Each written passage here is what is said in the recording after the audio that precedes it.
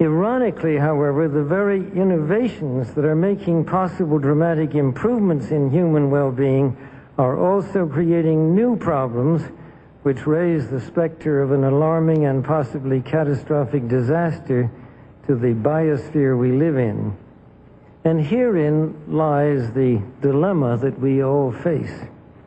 Let me illustrate. Improved public health has caused the world's infant mortality rate to decline by 60% over the last 40 years. In the same period, the world's average life expectancy has increased from 46 years in 1950s to 63 years today. This is a development which, as individuals, we can only applaud. However, the result of these positive measures is a world population that has risen during the same short period of time geometrically to almost 6 billion people and could easily exceed 8 billion by the year 2020.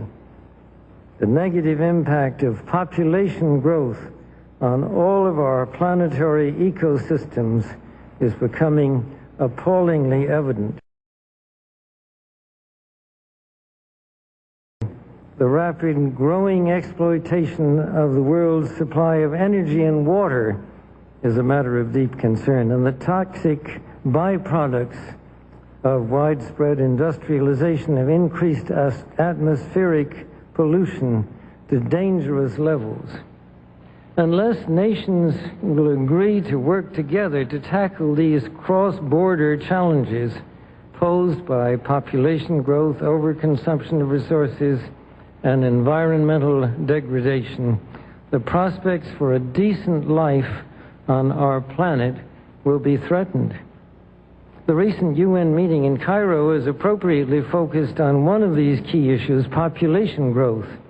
But the controversies which have erupted at the conference illustrate the problem of coming to grips with issues that are deeply divisive and which have a profound moral dimension.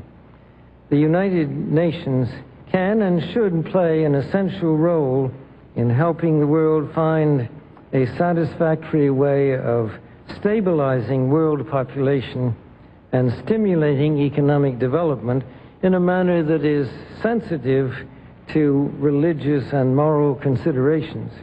Economic growth is, of course, an inevitable corollary of a growing population and is essential to improved standards of living. But without careful coordination, unrestrained economic growth poses further threats to our environment. This was a major subject of discussion at the conference in Rio de Janeiro on the environment 2 years ago.